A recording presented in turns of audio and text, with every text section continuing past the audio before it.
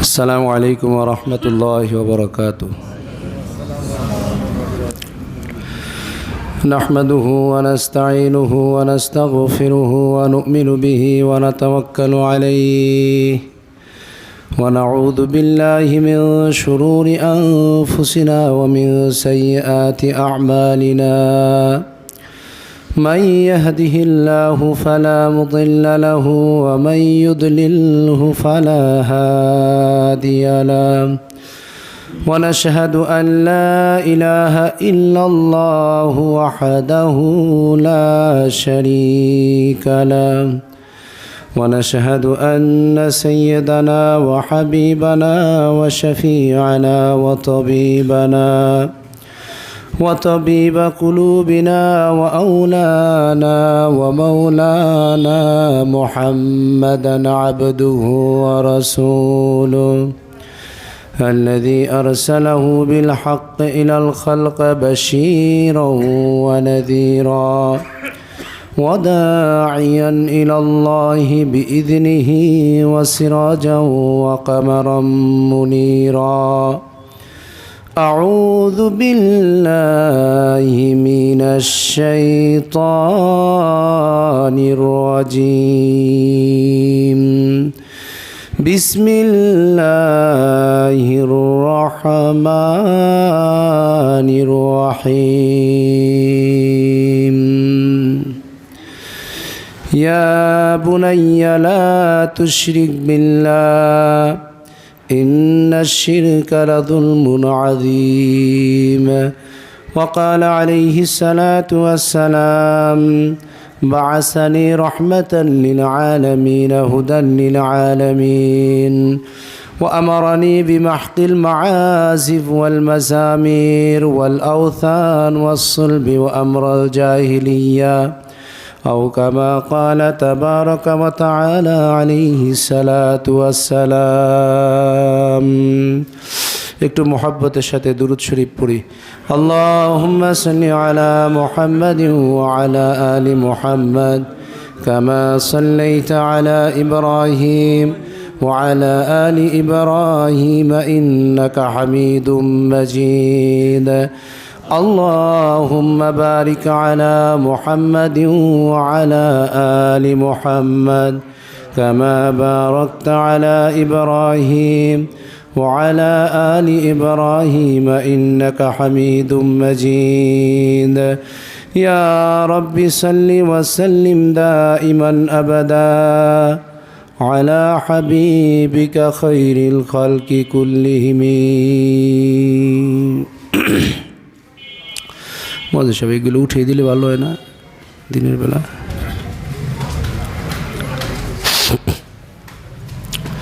মহান আল্লাহ সুবহানাহু ওয়া তাআলার অশেষ মেহেরবানি যে আল্লাহ তাবারক ওয়া তাআলা আমাদেরকে সুস্থ সবল রেখে জুম্মার নামাজ আদায় করার জন্য নিয়ে আসছেন। ওই মালিকের দরবারে অন্তরস্থল থেকে কালিমাতে শুকর আদায় করি আলহামদুলিল্লাহ।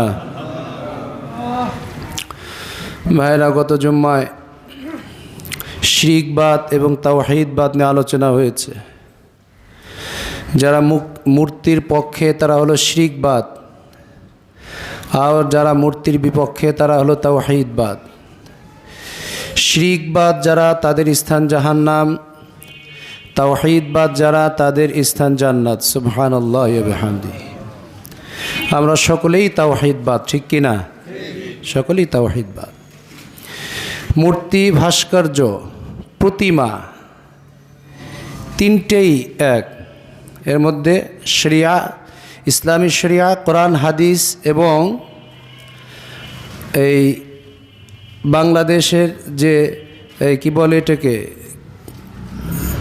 বাংলা একাডেমি থেকে যে ডিকশনারি বের করছে, বাংলা ডিকশনারি এবং আরবি যত ডিকশনারি আছে তামাথিল বলা হয়, এর মধ্যে মূর্তি ভাস্কর্যের মধ্যে কোনো পার্থক্য লেখে নেই। যেই লাও সেই কদু, এটাকে মোরাদেব শব্দ বলে। শব্দের পার্থক্য, কাজের কোনো পার্থক্য নেই। বাবা, আব্বা, ড্যাডি, কোনো পার্থক্য আছে নাকি? একই। তো মূর্তি আর ভাস্কর্য যেটা পাথর খোদাই করে কাঠ খোদাই করে যদি আকৃতি দেওয়া হয়, মানব অথবা কোনো পশু পাখি এগুলোর আকৃতি দেওয়া হয় তাহলে সেটা মূর্তি। আর যদি কোনো আকৃতি দেওয়া না হয়, গাছ করলো, পাথর খোদাই করে বাড়ি বা বিভিন্ন বন জঙ্গল নদী নালার সিনারি করলো, এগুলো জায়েজ, এগুলো না জায়েজ না। কিন্তু যদি আকৃতি দেওয়া হয় তাহলে সেটা না জায়েজ। তো মানুষের মধ্যে 3 শ্রেণী, একটা হলো তাওহীদবাদ, আলহামদুলিল্লাহ আমরা যারা, আর একটা হলো শিরিকবাদ, যারা প্রতিমার পূজা করে। এরা করুক, তাদের ব্যাপারে আমার কোনো কথা নেই। কোরআন হাদিসে তাদের ব্যাপারে লাকুম দীনুকুম ওয়ালিয়া দিন চূড়ান্ত সিদ্ধান্ত জানিয়ে দিয়েছে কোরআন তাদের ব্যাপারে। কোরআন তাদের ব্যাপারে চূড়ান্ত সিদ্ধান্ত জানিয়ে দিয়েছে, তারা তাদের ঘরে তাদের ইবাদত করুক। লা ইকরাহা ফিদ্দীন, ইসলামের মধ্যে কোনো জড়াজুরি নাই, তাকে টেনে হেসড়ে তাকে ইসলামের মধ্যে আনতে হবে এরকমটি নয়। আল কিতাবু বাইয়িন, কোরআন স্পষ্ট, আল হাদিসু বাইয়িন, হাদিস স্পষ্ট। যে ভিন্ন ধর্মী সে তার ভিন্ন ধর্মী অবস্থার উপরে থাক, তাকে টেনে হেসড়ে তাকে জোর প্রয়োগ করে তাকে ইসলামের মধ্যে আনতে হবে, এটা ইসলাম সমর্থন করে না। সে তার মন্দিরের মধ্যে মূর্তি পূজা করুক, এতে আমাদের কোনো বাধা নিষেধ নেই। তবে বাধা নিষেধ সেখানেই মূর্তির স্থানকে যখন অন্য স্থানে নিয়ে যাওয়া হয়। মূর্তি থাকবে মন্দিরে, মূর্তি বাইরে কেন? 95% মুসলমানের দেশে। ভাস্কর্য যদি মানুষের কোনো পরিচয় বহন করত, সম্মান বহন করত, স্মৃতি বহন করত, তাহলে 150 থেকে 200 কোটি মুসলমানের ঘরে রাসূল করিম সাল্লাল্লাহু আলাইহি ওয়াসাল্লামের ভাস্কর্য থাকতো, ঠিক কি না? ভাস্কর্য কোনো স্মৃতি বহন করে না, ভাস্কর্য কোনো ঐতিহ্য বহন করে না। মাটি আর কাঠের ভাস্কর্য নয়, এটা যদি কোনো বরকতের সবব হতো আর কারণ হতো, প্রত্যেকটা মুসলমানের ঘরের মধ্যে বিশ্বনবীর ভাস্কর্য স্বর্ণ দিয়ে তৈরি করা থাকতো। এটা কোনো সম্মানের বিষয় নয়। মুসা আলাইহিস সালাতু ওয়াস সালামের ভাস্কর্য আছে নাকি? আছে? মুসা আলাইহিস সালাতু ওয়াস সালামের নাম সম্মানের সাথে রাখেন না? ফিরআউনের ভাস্কর্য আছে? আরে ফিরআউনের ভাস্কর্য না, তার মৃত দেহটা পর্যন্ত আছে। কই কারো ছেলের নাম ফিরআউন রাখেন? বিধর্মীরাও রাখে না সন্তানের নাম ফিরআউন। বিধর্মীরাও সন্তানের নাম ফিরআউন রাখে না।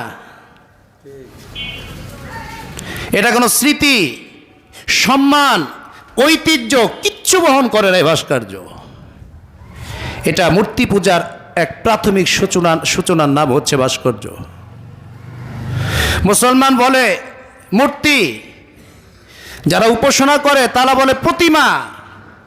আর তৃতীয় একটা লিঙ্গ আছে হিজলাদের মধ্যে, তারা হলো নাস্তিক। তারা কি? নাস্তিকরা বলে ভাস্কর্য। নাস্তিকরা কি বলে? ভাস্কর্য। এ নাস্তিকের সংখ্যা বাংলার জমিনে খুবই নগণ্য, খুবই নগণ্য। এরা মারাত্মক পর্যায়ের চেঁচামেচি শুরু করেছিল শাহবাগে। হাকিমুল ইসলাম হযরত আল্লামা শাহ আহমদ শফি সাহেব নওয়ারাল্লাহু মারকাদা 2013-তে তার এক হুঙ্কারে লেজ গুটিয়ে বাংলার জমিন থেকে পালিয়েছিল, ঠিক কিনা? এখন আবার দেখা দিছে কিছু, হুজুর দুনিয়া থেকে বিদায় নিয়ে চলে গেছে। এখন মনে করছে যে মুসলমানের রক্ত ফুরিয়ে গেছে।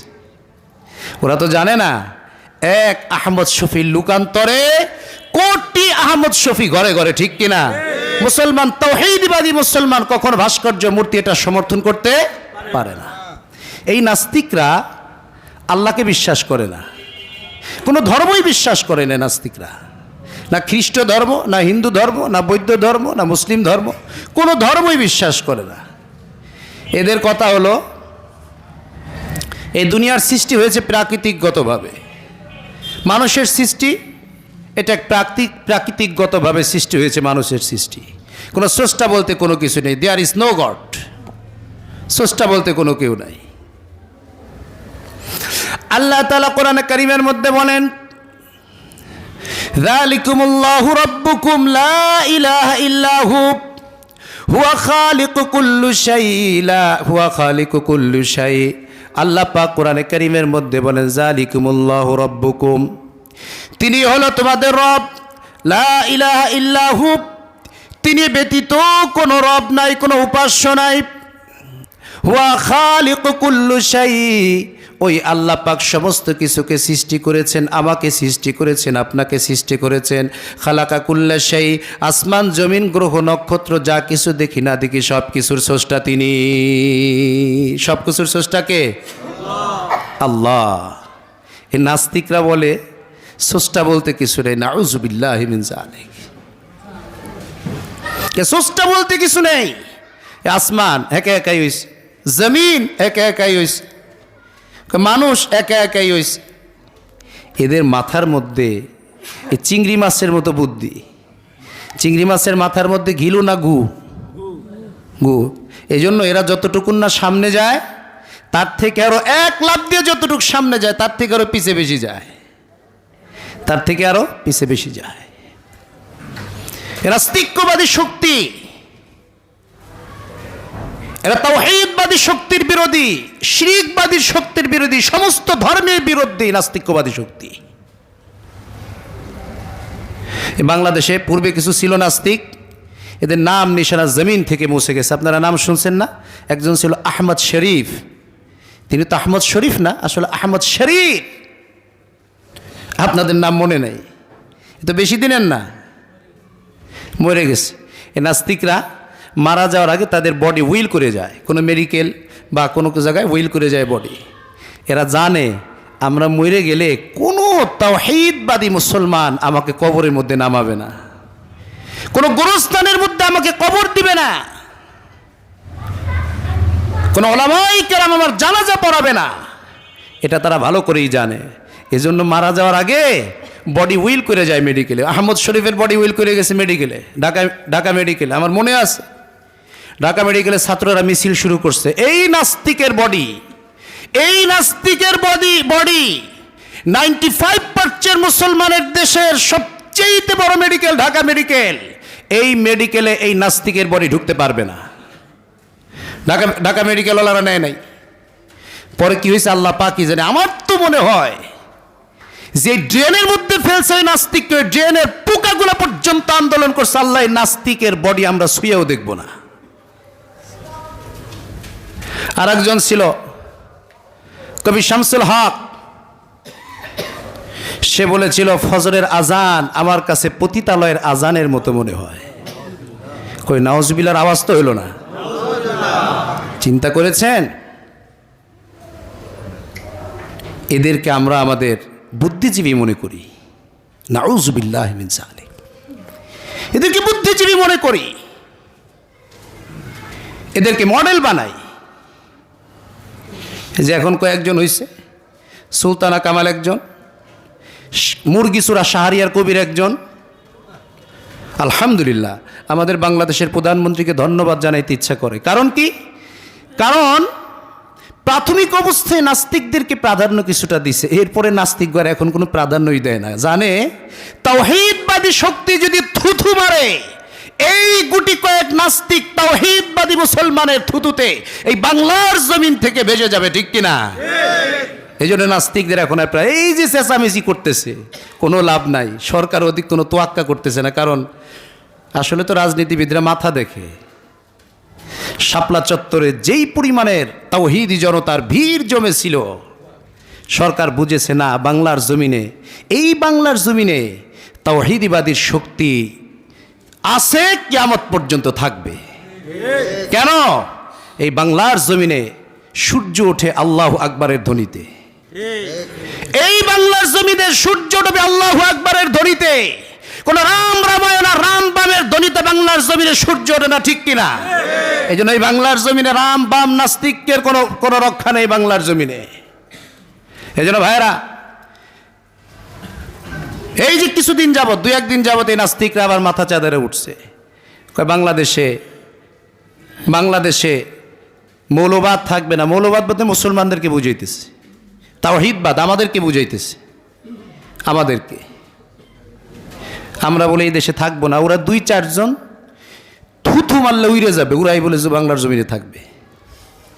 যাই হোক, এই নাস্তিক এরা আল্লাহকে মানে না, আল্লাহ রব, এই রবকে মানে না, এদের সৃষ্টিকর্তাকে মানে না।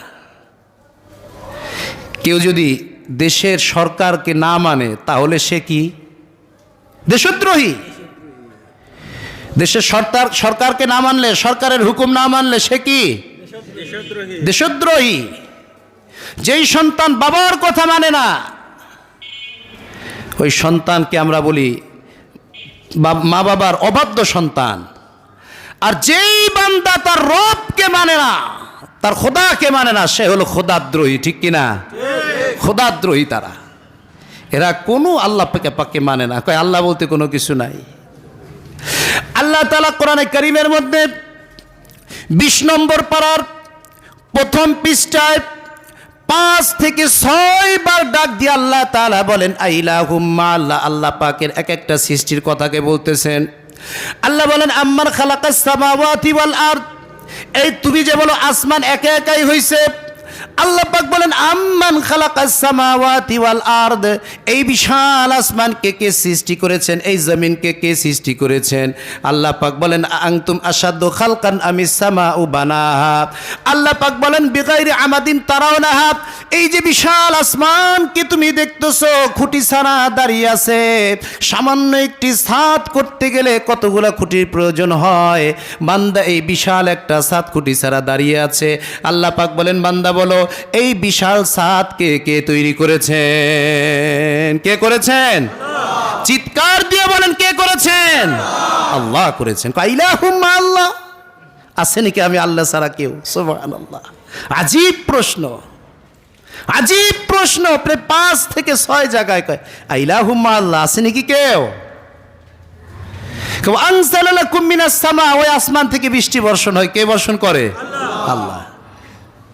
ফাআমবাতনা বি হাদায়িকা যাতা বাহজাত, চমকপ্রদ বাগান তুমি দেখতে পাচ্ছ, দৃষ্টি তোমার অবনত হয়ে যাচ্ছে বাগান দেখে। এই বাগানকে সৃষ্টি করেছেন আল্লাহ পাক।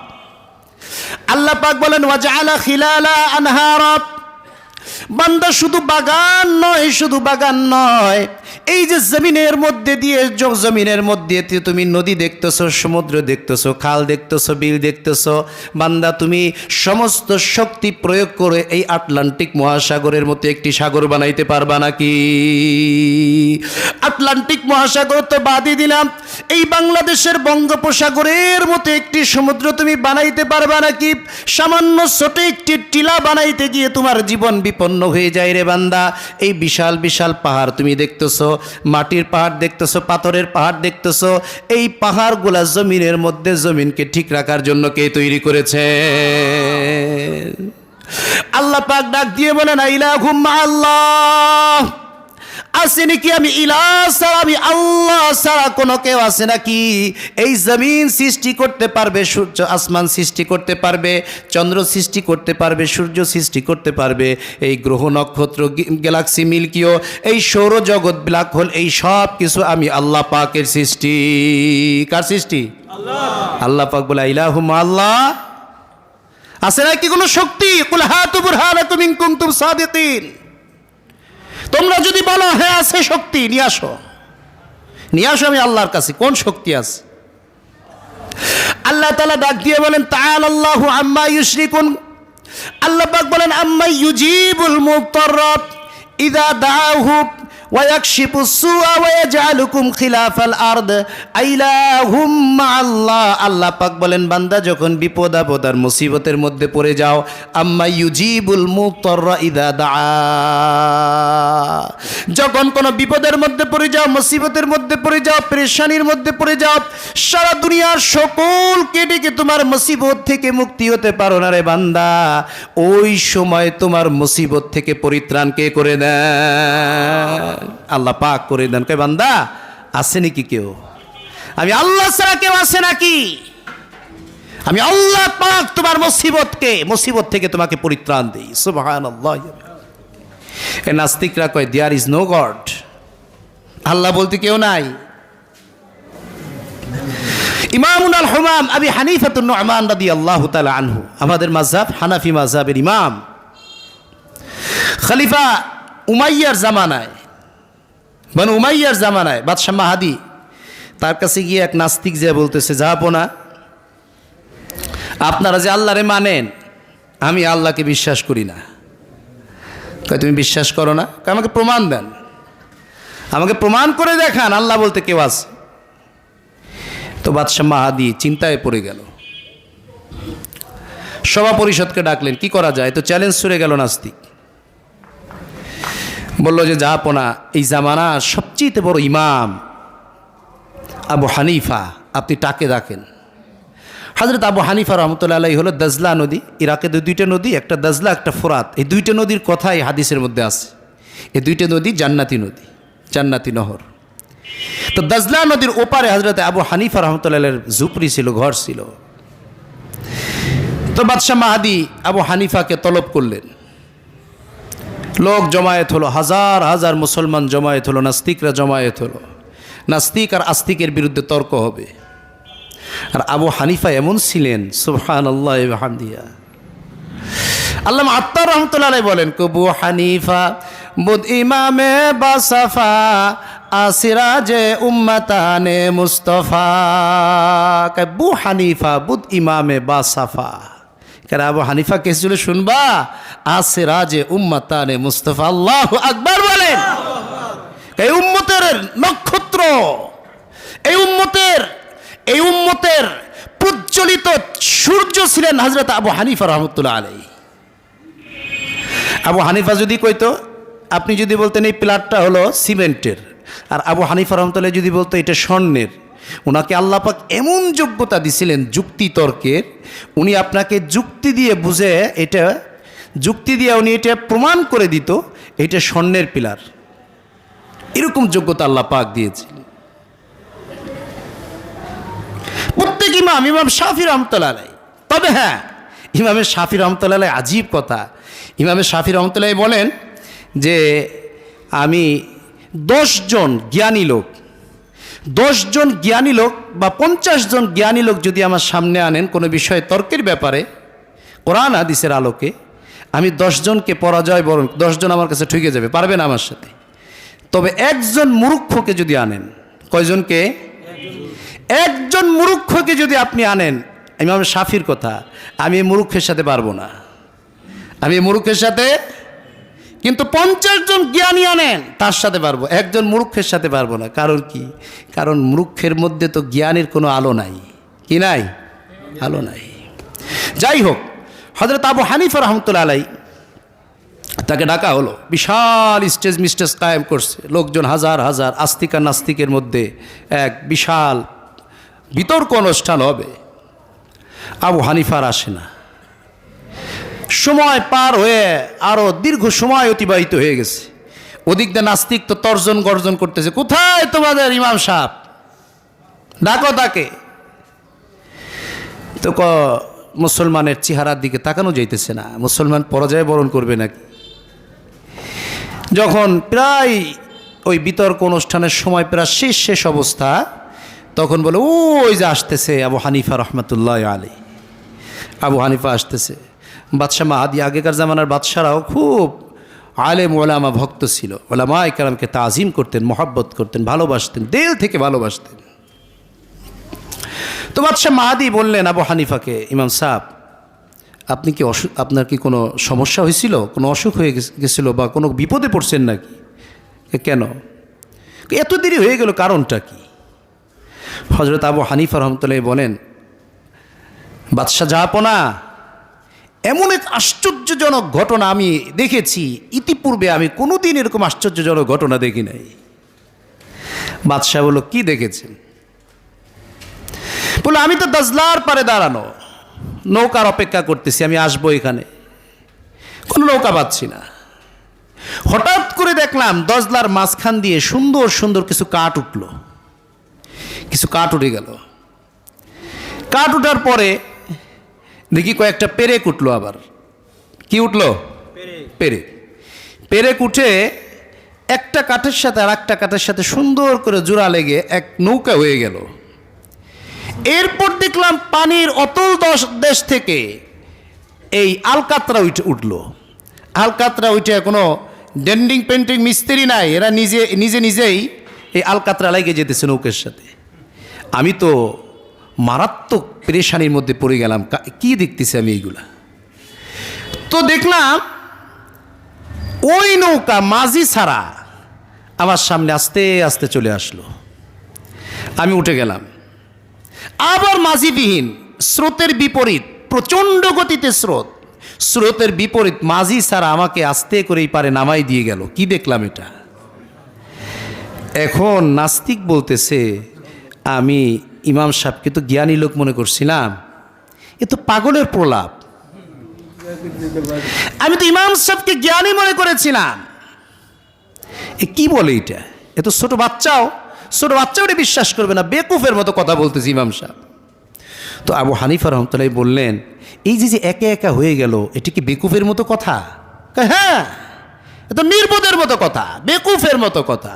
আবু হানিফা রহমতুল্লাহ বললেন, ঠিক আছে, শেষ, বিতর্ক অনুষ্ঠান শেষ। কেন?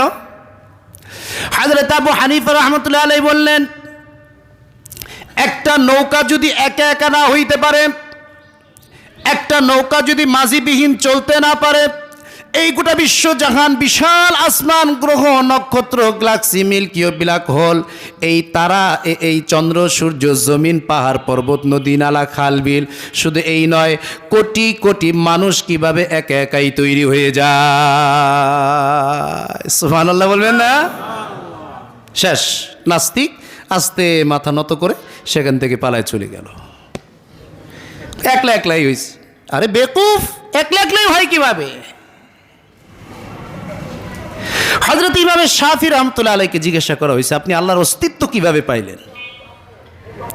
আল্লাহ যে একজন আছে, এই অস্তিত্ব আপনি কিভাবে পাইলেন, কিভাবে বুঝলেন? ইমাম শাফি রহমতুল্লাহ আলাইহি বলেন, আমি আল্লাহর অস্তিত্ব পেয়েছি, আমি তুতপাতা আছে না, তুতপাতা, ওই তুতপাতা থেকে। কিভাবে? একটা পাতা ছাগল খাইতেছে, দুধ হইতেছে। ছাগল খাচ্ছে, দুধ হচ্ছে। রেশম পোকা খাচ্ছে, রেশমি সুতা হচ্ছে। কি হচ্ছে? রেশমি সুতা হচ্ছে। মৌমাছি খাইতেছে, মধু হইতেছে। তাহলে ওই পাতার মধ্যে কোনো কি নাই, কোনো কোয়ালিটি নাই। ওই পাতার মধ্যে কোয়ালিটি দেনেওয়ালা একজন আছে, আল্লাহ। আল্লাহকে পাইতে আবার এতই লাগেনি। শেখ সাদি রহমতুল্লাহ চমৎকার বলেন, কশজর মে হজর মে তেরে রঙ্গে বুত, কশজর মে হজর মে তেরে রঙ্গে বুত, जिधर देखता हो तू ही है तू। কশজর মে হজর মে তেরে রঙ্গে বুত, আল্লাহ গাছের পাতার মধ্যে তোমার রং, গাছের পাতার মধ্যে তোমাকে পাই, পাথরের মধ্যে তোমাকে পাই, মাটির মধ্যে তোমাকে পাই। যেদিক তাকাই সেদিকে তুমি রব্বে কারীমের ওয়াহদানিয়তের দলিল একসাথে খুঁজে পাই। আল্লাহু আকবার। হযরত ইমাম মালিক রহমতুল্লাহকে জিজ্ঞাসা করছে, আহমদ বিন হাম্বল রহমতুল্লাহকে জিজ্ঞাসা করছে, আপনি আল্লাহকে কিভাবে পাইলেন? আমি আল্লাহ পাককে পেয়েছি এক সুরম্য প্রাসাদের মধ্যে। সুরম্য প্রাসাদের মধ্যে আল্লাহকে পাইলে এটা কি করে সম্ভব? আমি একটা প্রাসাদ দেখলাম, একেবারে দবদবা সাদা। ওই প্রাসাদের মধ্যে না বাতাস ঢুকতে পারে, না আলো ঢুকতে পারে, না পানি ঢুকতে পারে, না রোদ ঢুকতে পারে, কিচ্ছু ঢুকতে পারে না, একেবারে ইনটেক একটা রূপার মতো ঝকঝকে এক প্রাসাদ। ওর ভিতরে আবার স্বর্ণের মতো একটা দ্বীপ, ওর মধ্যে স্বর্ণের মধ্যে একটা দ্বীপ। বুঝলাম তো না। তুমি ডিম দেখছো? ডিম রূপার প্রাসাদ, ওর মধ্যে স্বর্ণের মতো দ্বীপ একটা হলো কি কুসুম। ইমাম সাহেব বলেন, ওই ডিম থেকে 21 দিন পরে একটা জ্যান্ত বাচ্চা বের হয়ে আসে। একটু বাতাসও ঢুকতে পারে না, একটু পানিও ঢুকতে পারে না। ওই ডিমের মধ্যে, প্রাসাদের মধ্যে ওই জীবন্ত একটা প্রাণীকে কে ঢুকাইলো? কে ঢুকাইলো? আল্লাহ পাক। আল্লাহ পাক ঢুকালো। ইমাম সাহেব বলেন, শুধু যে বাচ্চা হয়েছে তা নয়, হাঁসের ডিম থেকে হাঁসের বাচ্চা বের হলো, হাঁসের বাচ্চা বের হওয়ার সঙ্গে সঙ্গে তাকে পানির মধ্যে ছেড়ে দেন, পানির মধ্যে সুন্দর মতো সাঁতরাচ্ছে। ওই মুরগির ডিম থেকে যখন মুরগির বাচ্চা বের হলো, ওই মুরগির ডিম থেকে যখন মুরগির বাচ্চা বের হলো, এই মুরগির বাচ্চাকে পানির মধ্যে ছুড়ে দেন, দেখবেন একই ডিম থেকে বের হলো হাঁসের বাচ্চা সুন্দর মতো সাঁতরাচ্ছে, কিন্তু মুরগির বাচ্চা তার জীবন বাঁচানোর জন্য দৌড়ে উঠে আসতেছে।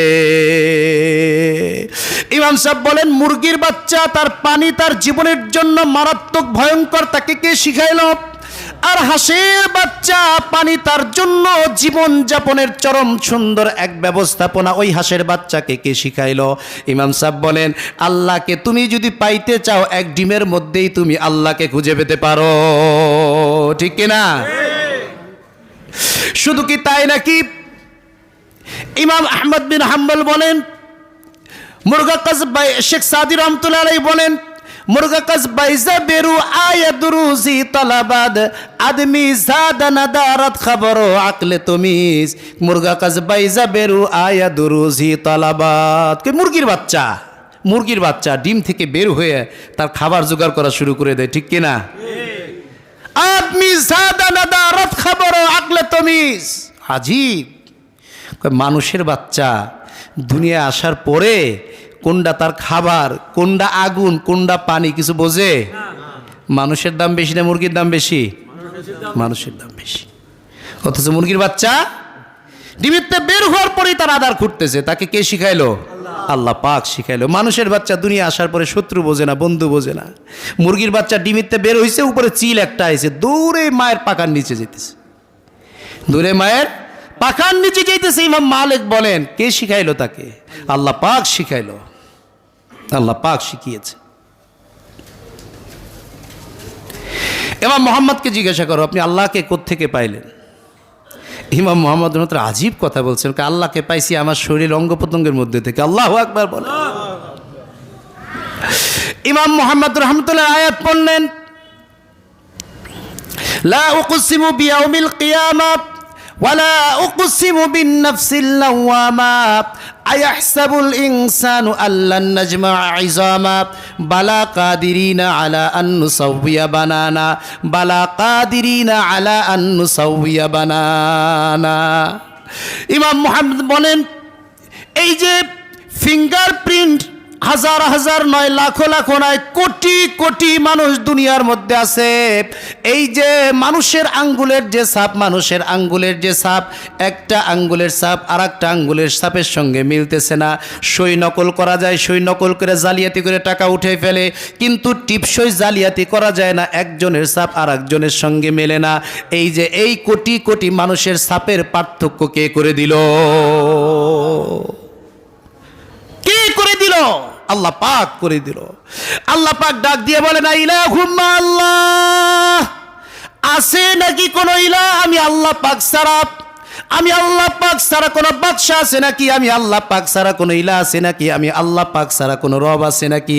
ইয়া আইয়ুহাল ইনসান মা গাররাকা বিরাব্বিকাল কারীম। হে মানুষ, কোন জিনিসে তোকে ধোঁকায় ফেললো রে?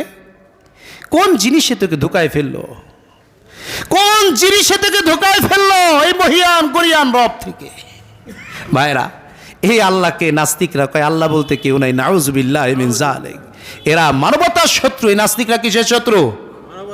মানবতার শত্রু। এরা খোদাদ্রোহী এই নাস্তিকরা।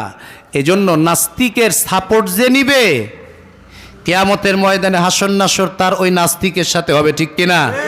কোন তাওহীদবাদ কোন মুসলমান নাস্তিকের সাপোর্ট নিতে পারে না, ঠিক কিনা? নাস্তিক, তার জন্য দোয়া করবো, আল্লাহ তুমি তাকে হেদায়েত দাও। তুমি তাকে কি দাও?